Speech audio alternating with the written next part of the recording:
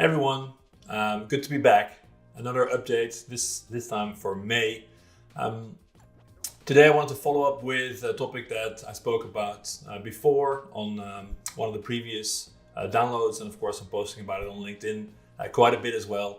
It's the potential of large language models in clinical research, but then specifically the complexities of making sure you're actually allowed to use those types of technologies in patient-facing situations.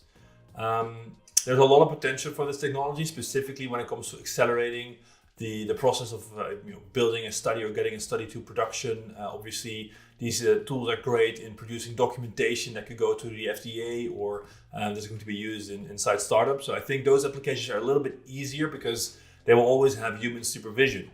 And I think if you think about these tools in a setting where they have human supervision, the concern isn't going to be that great. Obviously, we still have to be diligent and we have to make sure that we carefully review the quality of the material. Specifically, as the output gets better and better, it will require real discipline to go through and make sure that the quality is good enough.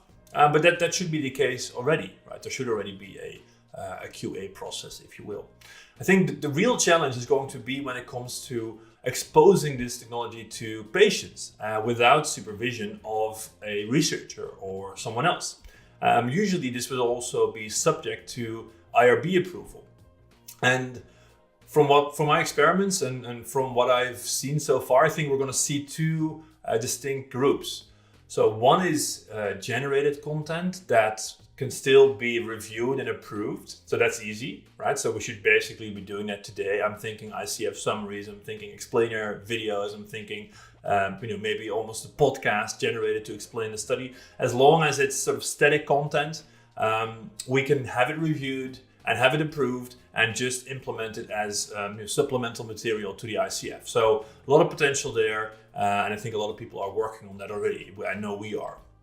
Second one is direct exposure to the patient. Now, the potential here is enormous because we can actually reduce the need for site staff to screen patients, for example, or to answer questions. So we can really reduce that site burden. And we all know site burden is one of the issues that we currently face in clinical research, specifically with all this new technology and all this remote recruitment that kind of enhances the need to screen patients. And so you can think of a chatbot that informs patients about the study, that answers questions about the ICF, that helps them understand concepts, etc., etc. How do we get that approved by an IRB for exposure to a patient?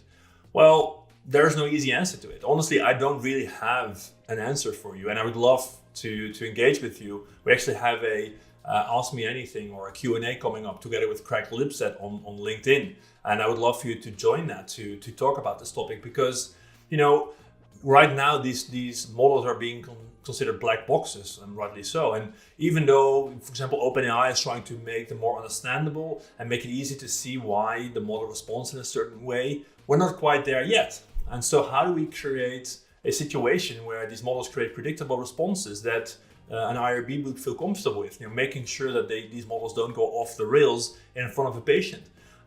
It probably requires some technology maturity. There's the potential for adversarial agents. So you have one agent producing answers, you have another agent checking the answers from the first agent and maybe flagging with keywords. Of course, we can do a lot with embedding content, so making sure it only uses content that we provided. Is it going to be 100% foolproof? We'll have to see. So I think what we need to start doing is running these experiments and seeing how they perform and starting this conversation with, for example, an IRB to get a feel for, hey, how should we approach this? What will make you feel comfortable in terms of an approval process for this type of content that we're trying to bring forward? So I'd love to hear your thoughts on this. I'm going to do a lot more studying on this topic, and hopefully in a few months we'll have a more definitive answer on how to handle this. I think the potential is clear, but there's definitely a few big hurdles we need to pass before we can bring this into the patient-facing world. Thanks so much. I'll see you again soon.